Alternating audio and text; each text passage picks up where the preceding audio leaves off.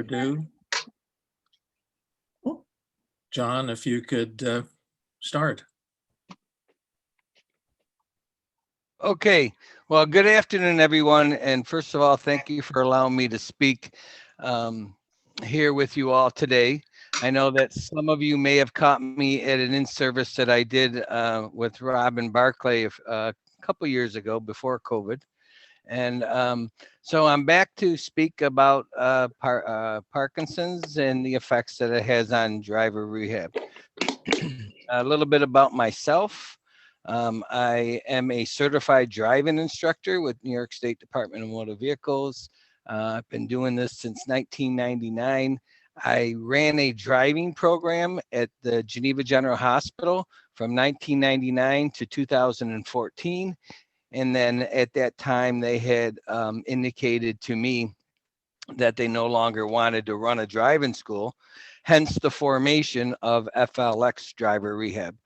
I am also for any of the individuals that are on the call today, I am also currently affiliated with the Canandaigua, Beth, and Rochester VA. So if anybody's a veteran, you just need to speak to your physician, and an assessment can be done through the VA, through your provider at the VA. I also, there's a couple different individuals that I train. And Stu did mention that I'm an occupational therapist by trade, but driving rehabilitation is my specialty. I teach the individuals that don't have a license, I guess you could say, the younger kids or the adults that don't have a driving license.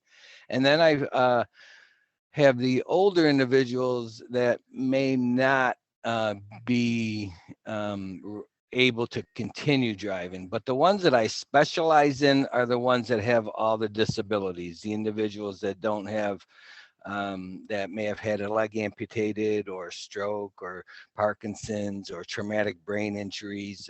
And I'm the individual that helps you to go back to driving. It's kind of like physical therapy, occupational therapy, speech therapy. Well, this is what we call driving therapy. It helps you to get back behind the wheel to get you acclaimed into what you're doing. But with Parkinson's, there's a couple, there's some traits that everybody experiences with them. So one of the things that I've decided to do, being this is a Zoom, is I have 3 videos that I would like to show you guys. The first one is 8 minutes. The second one is 7 minutes. And the third one is 2 minutes. And then we'll come back and we'll discuss more of the questions that you may have. And how I'm able to help you guys out. But this video is very informative. I do not have a diagnosis of Parkinson's, but the individuals in this video do. And it is also for the caregivers.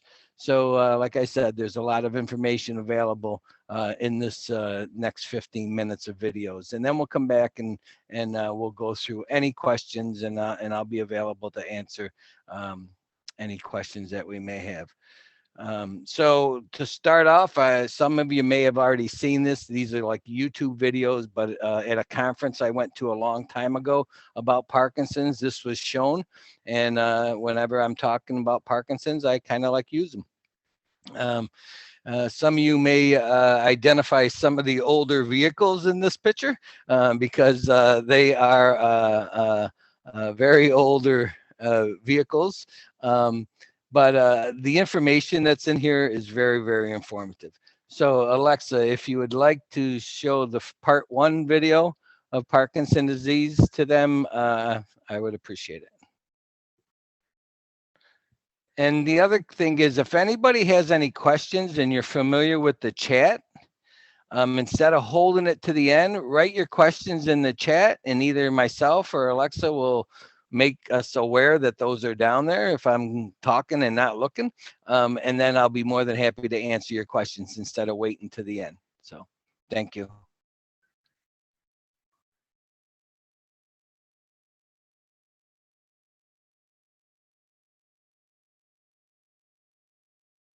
Grandson and granddad will bond.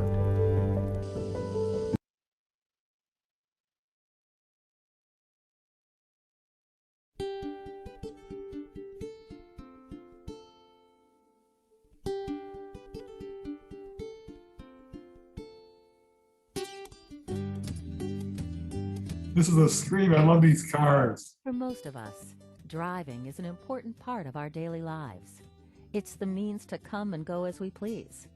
Whether commuting to work or running errands, taking a family vacation, or just enjoying the road on a beautiful day, driving a car is simply part of what we do every day. Getting our driver's license was a rite of passage into an adult world of freedom and mobility. And learning to drive meant mastering a complex task requiring a unique combination of physical and mental skills. While everyone's reaction time, vision, and coordination diminish with age, neurological conditions like Parkinson's disease may have a greater impact on these functions and could have a significant effect on your ability to safely drive a car.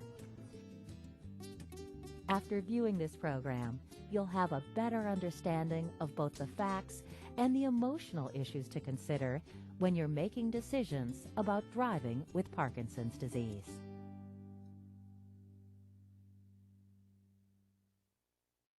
Intellectually, we know that driving is a privilege, but I think that our hearts and our guts tell us that driving is a right. I think it's really important to maintain your independence, but not to the point where you're really foolhardy. I'm much more cautious about how I drive. I still drive around the city, but I don't trust myself on the highway. When I decide that I can't drive any longer, I'm certainly going to feel depressed, I guess. Yeah, I think it would be more like the sentence of a slow death. At Boston's Beth Israel Deaconess Medical Center, a Harvard Medical School teaching hospital, clinicians in the Drivewise program help Parkinson's patients and their families assess the relationship between their illness and driving. Good. We think of driving as an overlearned skill or procedural memory. It's a type of memory, like playing the piano, like typing, a skill that you learn over the course of many years and that you fine-tune over time, and a skill that holds up well as we age.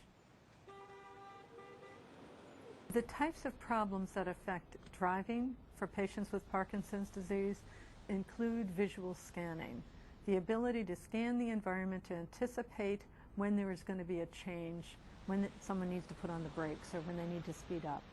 Being able to listen to someone who's talking to you in the car or the radio while you're navigating a very complex route while driving. Processing speed is also a problem that may be affected in Parkinson's disease and may affect driving. Look straight ahead, and I look at my finger here. And the major features or the major signs of Parkinson's disease are divided into basically 4 areas. Tremor, which is very well known to most people. Bradykinesia, which means slowing of movement. Rigidity, which just means stiffness of muscles. And finally, John, if you play the sound on your end, do you think it might be a little louder? If I play the video, but you play the sound, do you think,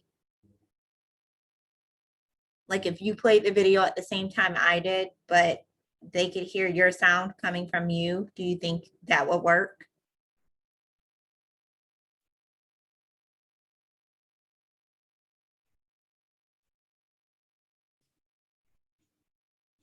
I'm unable to hear you.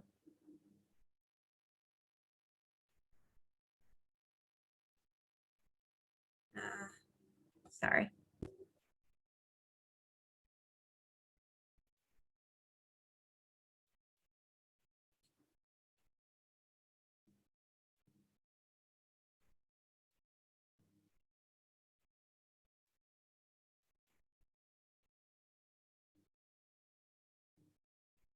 John, I'm still.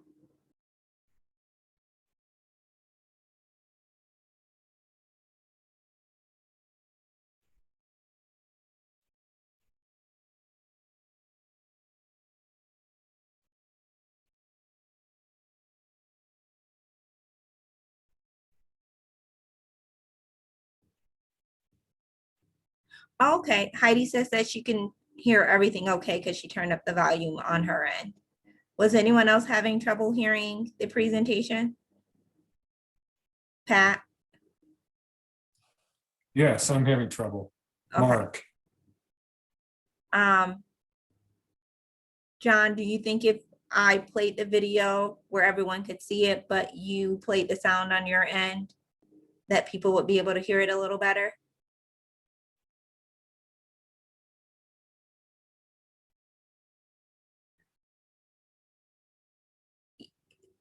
Can everyone hear John? Because I can't.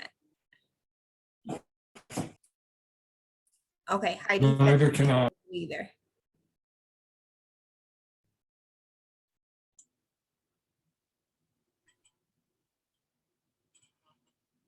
John, I'm think not sure what happened to your sound. I think it might be the headphones. Or he's muted. Testing, 1, 2, testing, Yep, Got it. there you go. testing. Yep, we can hear you. Testing. Yes. So let's, I'm sorry, you wanted me to go to and play the video myself? So I'm gonna play it so everyone can see it, but if you'll play it the same time I'm playing it so they can hear your sound. Does that make Okay, sense? let's try that. Okay. With the headphone problem, you're all able to hear me now, correct? Yes. It's okay now. Sorry. I'm gonna go back to.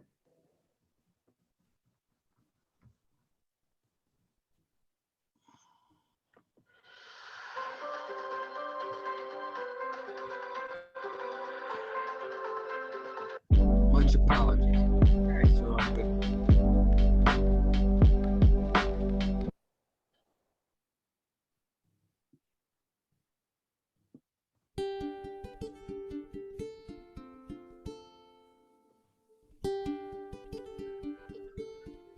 Is that better? Yeah. For most of us, driving is an important part of our daily lives. It's the means to come and go as we please. Cut it up a Whether little. commuting to work or running errands, taking a family vacation, or just enjoying the road on a beautiful day, driving a car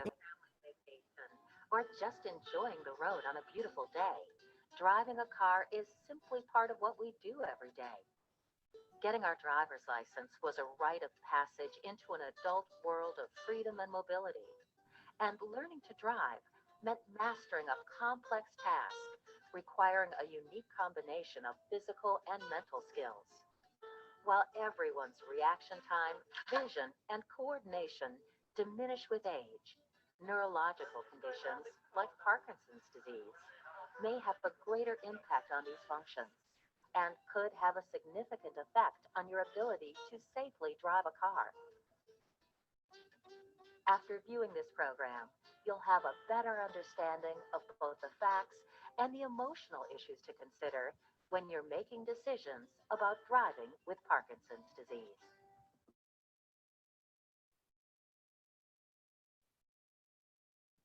But I think that our hearts and our guts tell us that driving is a right. I think it's really important to maintain your independence, but not to the point where you're really foolhardy. I'm much more cautious about how I drive.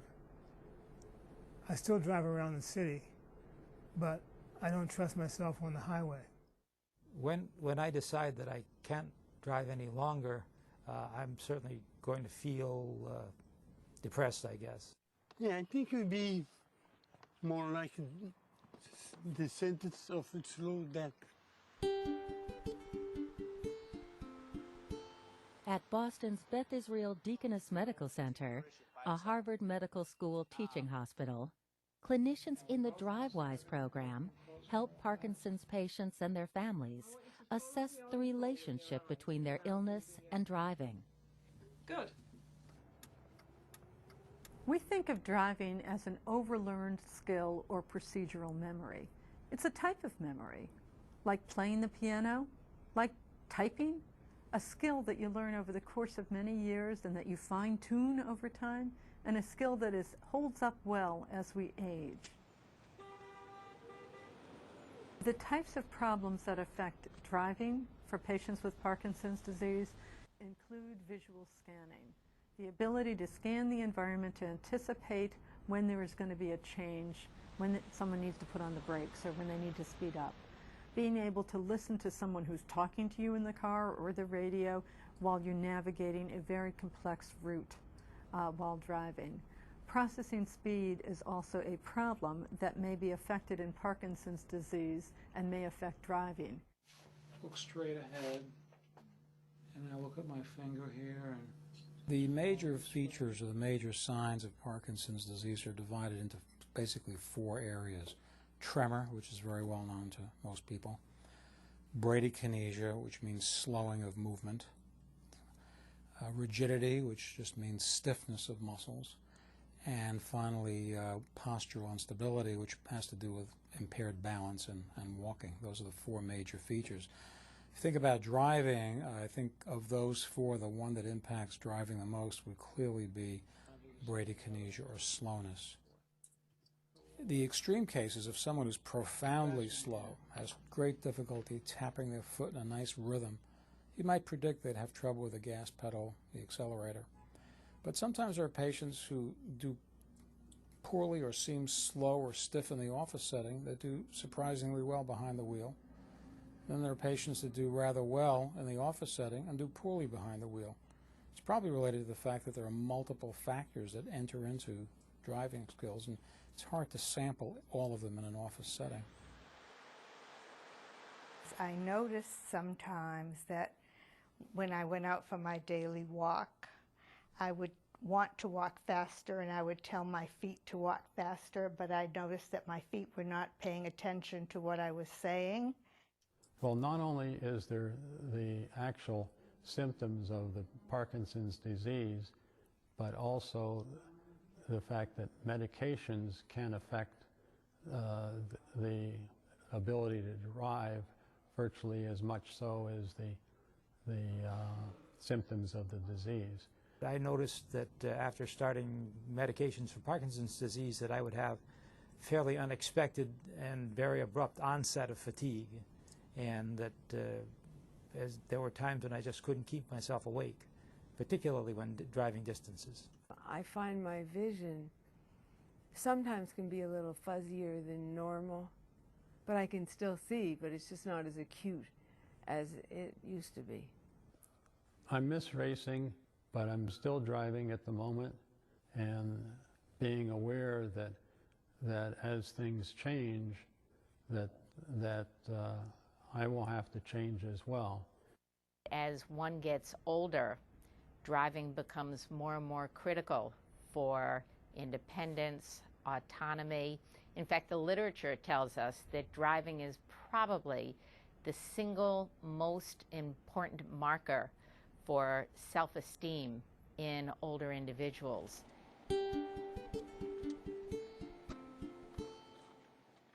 It's important to note that not all patients with Parkinson's disease have significant cognitive problems. Some have very subtle cognitive problems, and you need neuropsychological testing or some sort of systematic way of looking at someone in terms of their functional performance on tests of attention and tests of processing speed. Good. You might ask a patient to draw a line between a number and a letter sequentially, so that they go 1 to A, 2, B, 3, C, and so on.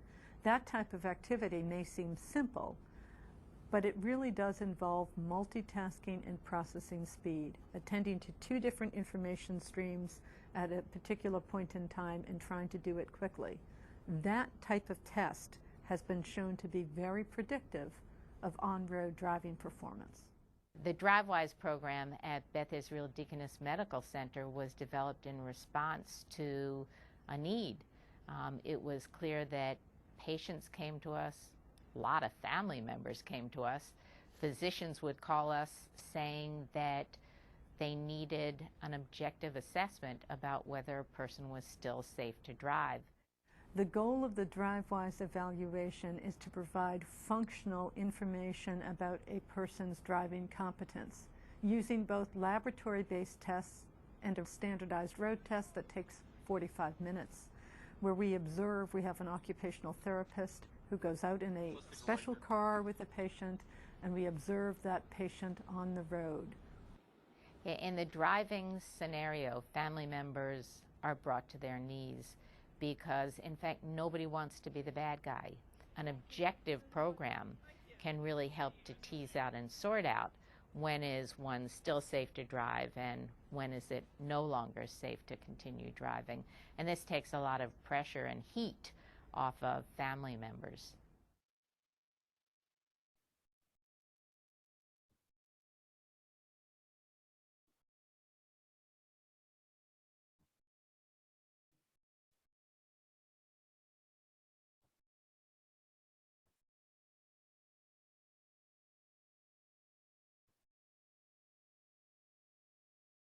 Test.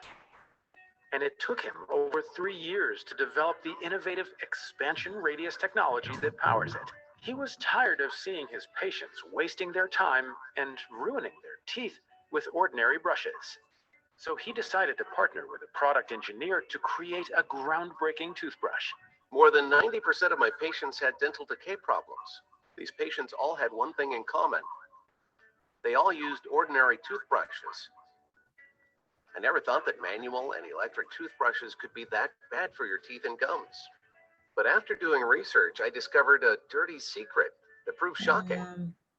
The oral hygiene market has not advanced in the last 100 years. We've been using the same toothbrushes for the past century, and no one ever was the ideal Alexa, way. can you hear me? The truth is that these cleaning tools are the real reason why you continue to visit your dentist.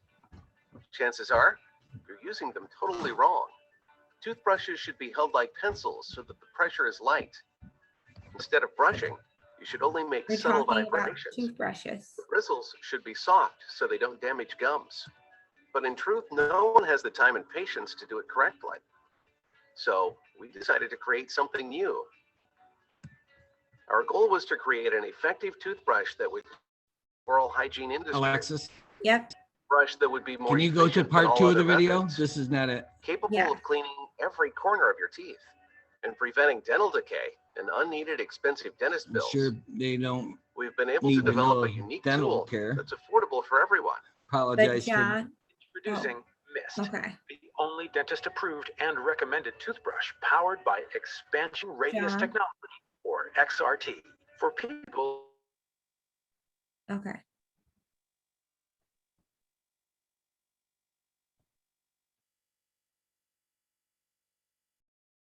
This is the checkers game where grandson and granddad will bond.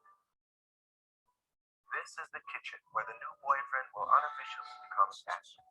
These are the virtual vacation homes waiting for your family.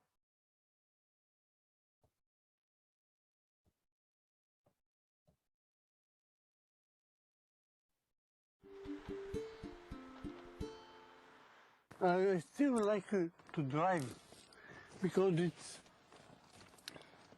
a faster way. For me, it's a faster way and a safer way to go from point A to point B. I would make the decision to stop driving if I felt that I was dangerous on the road. And right at this point, I don't feel that I am, and I drive with my family, and I know they would tell me if they thought I was. I have a lot of children, and many of them live around here, and I really didn't want them to worry, and I knew that they were worrying. And so one day, after I moved into this building, which is perfectly located for a person without a car, I just decided that it was time. I didn't want the kids to worry, and I didn't want to be nervous My eyesight is not the best at this time of life, and so I just told the kids not to worry, that I wasn't going to drive anymore. My reflexes are slow, and if I see a turn coming up and I don't identify the right location or the right road, I'm going to drive right by it before I'm able to do anything about it. So the Parkinson's has slowed down my response, and it's part of the reason why I don't drive at night. Driving on the highway is hard because I have to keep track of so many things at once. I have to keep track of my speed, keep track of the speed of the other people around me. I have to be aware of what lane I'm in. And I used to pay scant attention to that. It happened automatically. I do most of the driving.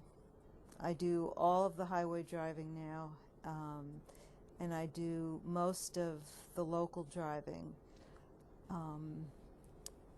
And I'm accepting it because I have to, but I really, on highway driving, I would love some trade-off. If I were not able to drive, I would feel very restricted because so much of what we do every day involves driving. But clearly there will come a time in which it's necessary not to be driving.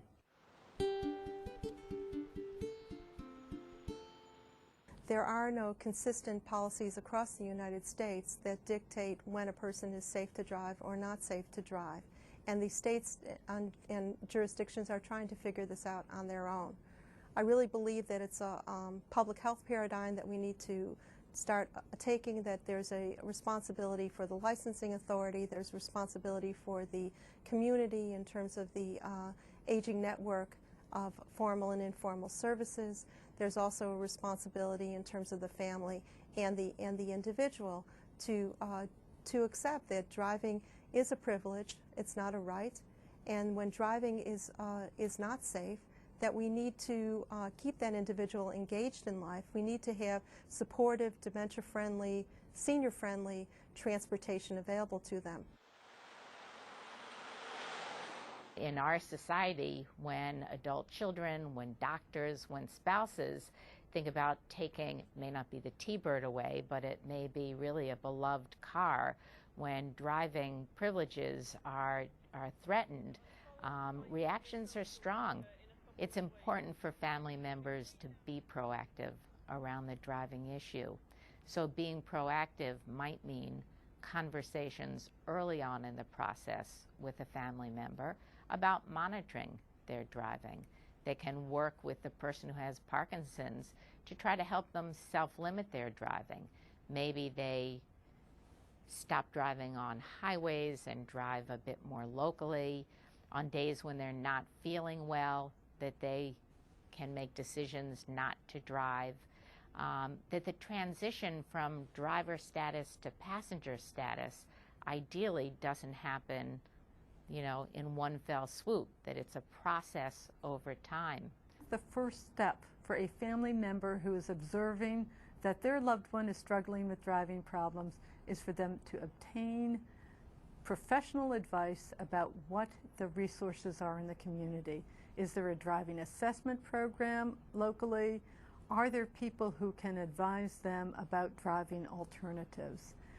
They need to empower the loved one so the loved one feels that the locus of control is theirs. Probably the biggest challenge in addressing the to drive or not to drive question is finding the balance. On the one hand, one never wants to prematurely take away the privilege of driving. You don't want to end driving too soon. The flip side of that is that you would never want to wait too long, which can have deadly consequences. I trust that he drives now when he feels he can. But I think if I start feeling really tense, if it looks like he's just not doing it right. That will be another criteria. I don't want to have an accident before we make this decision.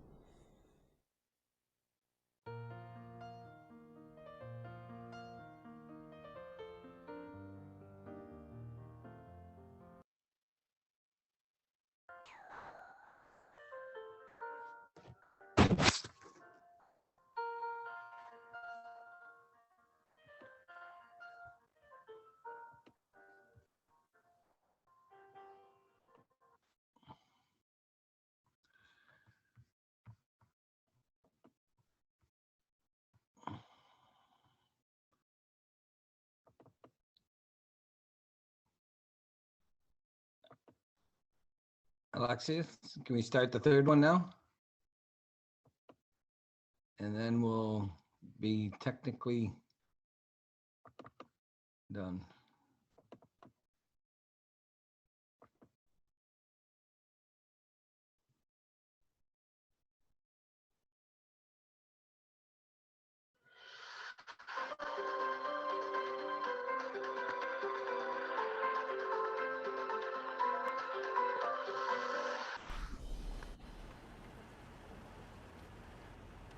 Parkinson's disease changes the way your body moves.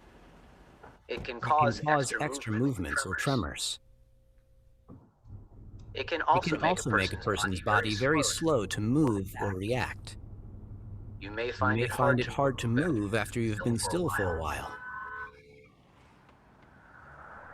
Parkinson's can also cause short-term memory loss or problems with clear thinking, and can cause you to confuse basic rules of the road. It can It can affect your ability to judge the space between objects, such as the car in front of you, or a or car a car parked parked next to you. The The medicines used to treat Parkinson's disease can cause problems such as sleepiness, blurry vision, memory loss, or confusion. If If you notice any of these side effects, make sure you discuss them with your healthcare provider. A A driving driving rehabilitation specialist can help you identify how Parkinson's disease affects your driving. This This specialist specialist may be able to recommend adaptations to your vehicle that can make driving easier and safer for you. As the As the disease disease progresses, progresses, driving may driving become may become too dangerous to continue. Talk with your Talk with your family family about about your transportation transportation options. options. Plan ahead, Plan ahead for a time when driving may no longer be possible. The car is only is one only way one to way get to get around. Stay safe. Stay safe For for yourself and for others on the road.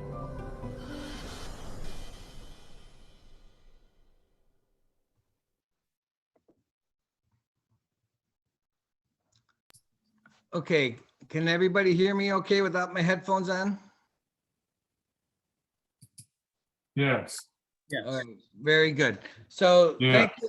I apologize for the technical difficulties, and those are on my end, obviously not on Alexa's end. So I want to go through some fact sheets that I put together some notes on, and then we'll get into the questions. So the motor changes are predominant symptoms of, with muscle rigidity, and they can affect the visual awareness of driving environment.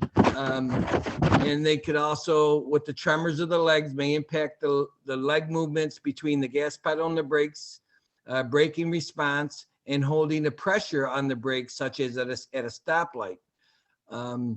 Motor changes in the arms may affect and impact turning the steering wheel, use of the turn signal, and operation of controls such as the wipers, lights, and temperature control. And then the decreased reaction time and lower extremity rigidity may impair one's ability to transition smoothly from the gas pedal and brake. Visual changes, while often overlooked, may be experienced by persons with Parkinson's and may include dry eye, double vision, difficulty reading and changing signs, changes in the muscles that move from eye to eye. And then these changes may result from medications also. The cognitive changes, concentration, memory, multitasking may be experienced by some individuals.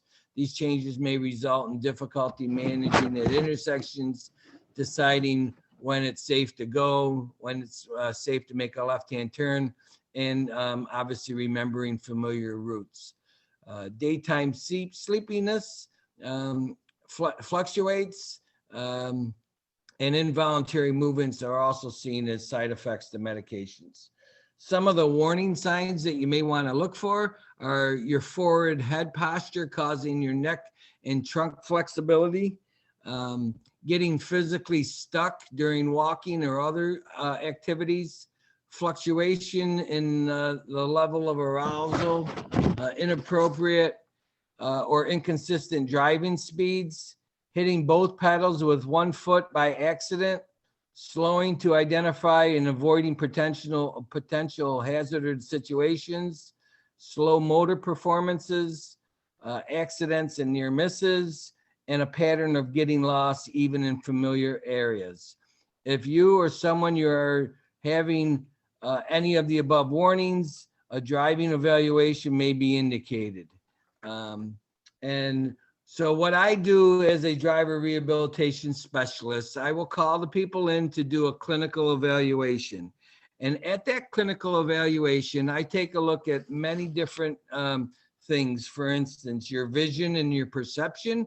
I'll take a look at your cognition and your processing speed. I look at your reaction time, your range of motion, your trunk strength, ability to transfer in and out of the vehicle, ability to take your seatbelt on and off, and and how you're set up when you're driving, and the use of mobility devices. Are you able to put your walker in the back, or if you're in a wheelchair, can you put your wheelchair in the back, and some of those things. So those are some of the things that I look at in a clinical setting. And then after the clinical setting, I would make an appointment, normally sometimes on the same day because of my schedule. So you might do a 1 hour clinical eval piggybacked with a 1 hour driving assessment. And at that time you go driving in my car where I have my own controls sometimes that I need. So, the controls that you would be able to operate the motor vehicle. And like the individual said in the one program, all we're doing as a driver rehabilitation specialist is we're providing a functional assessment and information to individuals as to the person's driving competence. In my evaluation, I look at the word, and the biggest word is safety. Your family, your families, your children, your grandchildren, and your siblings, and everybody are concerned about your driving ability. And I look at that as a concern too, but I'm more concerned about your ability to pull out in front of my daughter and my grandchildren and somebody of that nature. So even though that people are reserved and saying that they can do it, the assessment's going to provide whether or not you're doing it safely. And not only do I do assessing, as I'm also a defensive driving teacher, so I can give you different strategies on how to become safer. One example of that is whether you're in Canandaigua or Geneva, there's all these side roads that come out and you have to cross double lanes. But down the road a little bit may be an intersection with a traffic control device. And if you're going through the traffic control devices, at least they're able to tell you when to go and when you have to stop. But when you're at an intersection and you need to pull out in the oncoming lane, 1 or 2 lanes, that sometimes has to your judgment, your reaction time, and your control, and sometimes it's difficult. So with those compensatory strategies that I teach people, it's just helping them to be a safer driver and to be able to drive safer and longer. I'm a firm believer in safety, and I'm a firm believer in independence. If you are functionally independent and able to operate the motor vehicle safely, why would your doctor or anybody, including myself, want to take you off the road? Whereas if you are not safe, your doctor doesn't go driving with you, you have some near misses, and some people, and I'm not saying that this is all people with Parkinson's, but some people feel that they're able to do it safely when in fact that's just their perception. Because I look at stopping positions, I look at your steering control, and I would give you a report on A, if you're able to continue driving, B, if you need more training to continue driving, or C, if it's time to consider the worst alternative that anybody has to make is to no longer to be able to drive. So in a nutshell, driver rehabilitation, that's what we do. And I want to take the next 15 minutes to go through any questions. And Alexis, if you're able to put my website on the screen for them to see, this is my contact information. So, and you're welcome to go through and look at that. And I'm not sure if everybody was able to hear those videos or if they really couldn't understand them at sometimes, but maybe Alexis, you may be able to, or Pat, maybe we can send an email out to everybody with those links on there, and then they're welcome to take a look at it on their own computer at their own free time. But I am a member of the Association of Driver Rehab Specialists and the National Mobility Equipment Dealer Association. And if you notice on the one gentleman that was driving, he had this little device that was like the old suicide knobs or spinner knobs on the vehicles. They're legal if someone like myself writes a prescription, and if we go to the Department of Motor Vehicles and have that added to your license. But there's many different types of adaptive equipment that that may be able to assist you. Right. Any questions that I can answer for anybody? John, does this look right? Yep, that's me. Okay. FLX Driver Rehab. That number there is my direct office number. And if you click on those tabs where it says services and testimonials, and about, there's registration, and you can email me and contact me however that you want. Even if you didn't want to ask the question today, you're welcome to ask me send me an email and I'll get back to you at my earliest convenience. Hey, summer girl.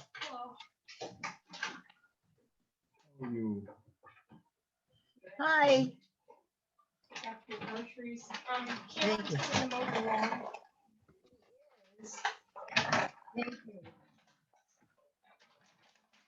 John? Yes, sir. We have some members of this organization who live outside the Canandaigua, Geneva area, over more towards Syracuse. How available are these driver rehab programs throughout New York State? That's a great question. If I was to go onto my website for the Association of Driver Rehab Specialists, which is aded.com, and that's in my on my website, they would tell you whereabouts, you put in your zip code and whereabouts that you're able to do this. Well, I have a contract. I had the contract with the VA, but when I went to become an employee of the VA, I was no longer able to see the veterans. So we tried, I was no longer able to provide services to the veterans, but I don't have a training card at the VA yet, but I do in my own, but I couldn't do it. So we tried to sign contracts with people in the state. There are 6 people in New York State that have the dual credentials that I have. There's Rochester Rehab. And then I think there's in Syracuse area, there's a gentleman, I think by the name of Bugos or something of that nature. But if you want to Google Association for a Driver Rehab, and let's see if I can get you the actual website, you can go in and search for rehab specialists. So there in this area, there's really not many. There might be a Rochester and one in Syracuse. But I service people from Sarah, Pennsylvania. I get referrals from right up into Lake Ontario, Rochester, Syracuse, all come my way. So anybody in between. And that's the reason why I try to piggyback people on multiple times, because if you're coming to me, I don't want you to have to come every week if I can do it multiple times. But the biggest concern with that is a person's endurance. Some people may not be able to drive for 2 hours. Some people's kidneys can't last for 2 hours. So there's a lot of different concerns that I have to take a look at when I set up these driving assessments. Yeah, I will try to. I don't have that actual. I know it's the Association for Driver Rehab Specialists, and it's ADED, and they may be able to. You might be able to Google that. I think it's, oh, here it is, www.aded.net.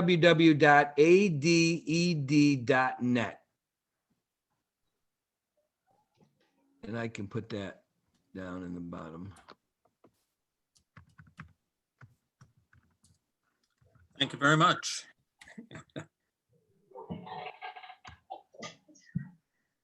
Is it hot? It's supposed to be Any other questions? rain, I'm not sure which. Both. I heard both, yeah. We heard some thunder. Oh, really? Yeah.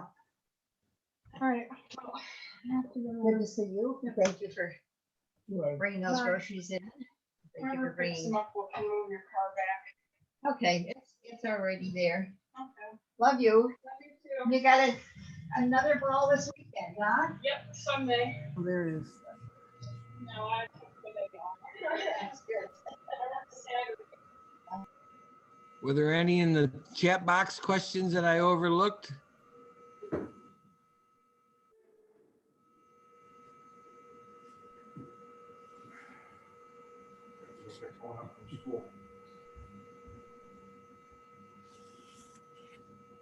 There's one about the electric toothbrushes that I put on there by mistake.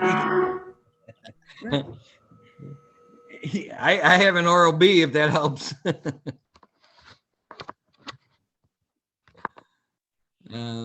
Very helpful. Thank you very much. I know I've had a number of people ask me about driver rehab availability and through both my professional and non-professional career. So I do have talk to your local provider. If it's at the VA, talk to them, and if not, talk to your doctors. I've been, like I say, I've been doing this since 1999, and there's a lot of doctors in the area that refer to me because, you know, I specialize in this, and I give a person the ability to prove that they're able to operate safely. And one of the things that I do is, you know, we challenge people when they're out there driving. I may ask them to change on a, you know, if you're driving in Canandaigua out by the Wegmans, or if you're driving in, you know, even on the thruway, to change lanes. There's a lot of things other than relying on your mirrors, you know, checking your blind spot and blinkers and moving over. And those are all things that we do in the assessment, and to see if people are that want to be safe, or I'm sure everybody wants to be safe, but we want to make sure that they're able to do it safely, because one wrong move, and unfortunately, you know, accidents happen. Could you go over again briefly just a list of those behaviors or which might indicate that an assessment is necessary? Sure. Thank you for the question. And again, this was part of my research that I went into when I was doing Parkinson's, and it just comes out it says warning signs to look for.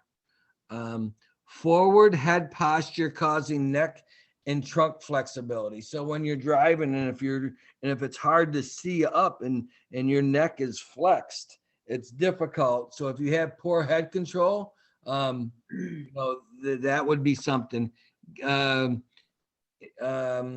the physician had said, the bradykinesia. if you're getting physically stuck during walking or other activities, fluctuation in level of arousal, inappropriate or inconsistent driving speeds. If you're driving and you're going 50 miles an hour and then all of a sudden you look down and you're going 30, you know, so those are some of the things that driving slow isn't necessarily unsafe, but when you impede traffic, that is the unsafe portion of it.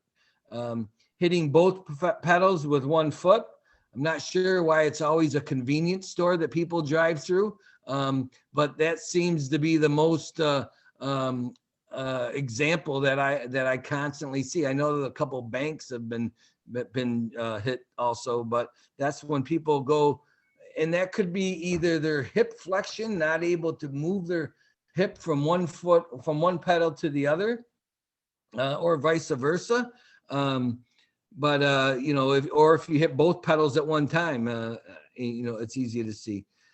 Slowing to identify and avoiding potential hazardous situation. You're driving down the road and you see that there's a car pulled over that's partially in your lane. How do you react to it? You know, are you able to slow down, or you automatically move over to the other side? You know, so how you potentially react to potentially hazard situation.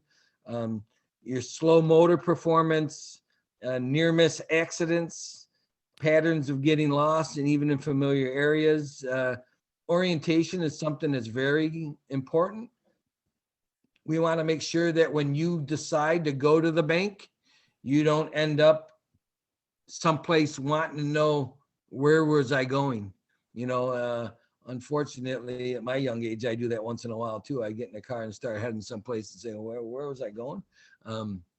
But we want to make sure that you know where it is, and because once you realize that you're someplace and it's either a near miss or you forget where you were going, then anxiety sets in. Then you start panicking, and a lot of different things happen pertaining to that.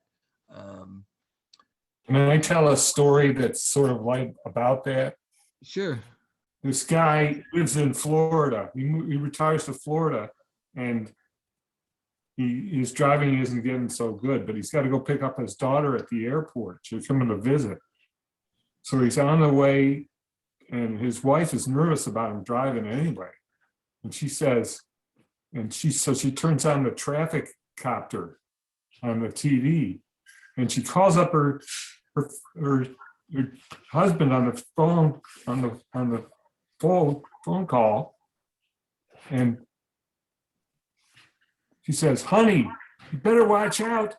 The TV reports there's one guy driving the wrong way on 490.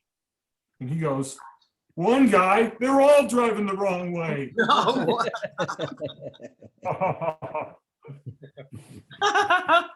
Yeah. That was a good one. I almost forgot the punchline. That was a good one.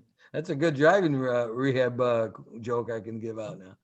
It is good driving rehab joke. I do see the question about costs. If it's through the VA, if you are a veteran, the VA compensates for all charges.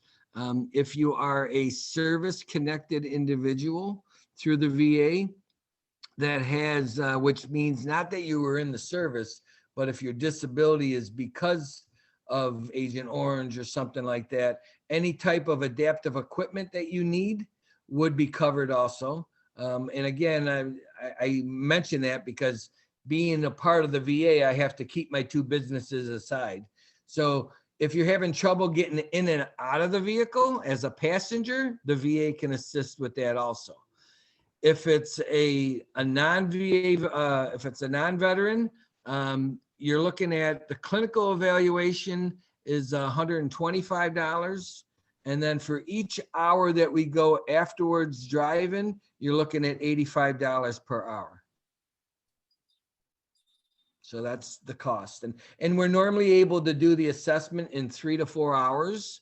I'm not like a normal 16-year-old that you have 7 to 15 minutes to prove to somebody that you can drive safely when you want to take a road test. I go out, and because I am certified with DMV, I go out with people for three or 4 hours. And the people say, well, why so long? Well, the first hour you have to get used to my car, and we're out in the rural areas here in Geneva. We'll go out in the rural areas. The second hour, I'm going to bring you more into the city, in the big city of Geneva, and we're going to go up and down the main highway. We're going to go, different intersections and places of that nature. And then the third hour will be like parking and things that are a little bit more complicated.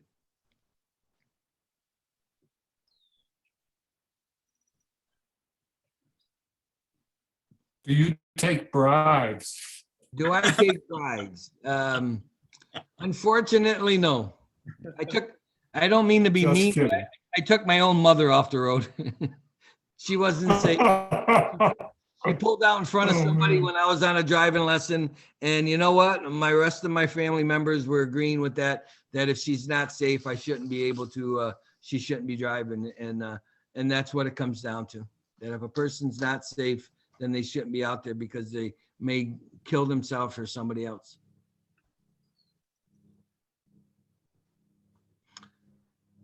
Well, again, thank you very much for this great presentation. I think we'll all look at our driving skills. Yep. And if you have any questions or if you needed adaptive equipment, you've got my number. and you're welcome to give me an email or even a phone call. And then I'll get back to you by earliest convenience. But, and then please do indicate, in the email that you were part of this so I can, I can relate to what's going on. Okay. All right. Well, Pat, thank you for reaching out to me, and Stuart and Alexis, thank you very much for your assistance today. And thank you everybody for your time and in your interest in driver rehab. Well, thank you. Very helpful. Yes. Thank you. Thanks, John. You're welcome. Thank you. Alexis. Thank you. Have a great holiday, good holiday week, safe holiday weekend. And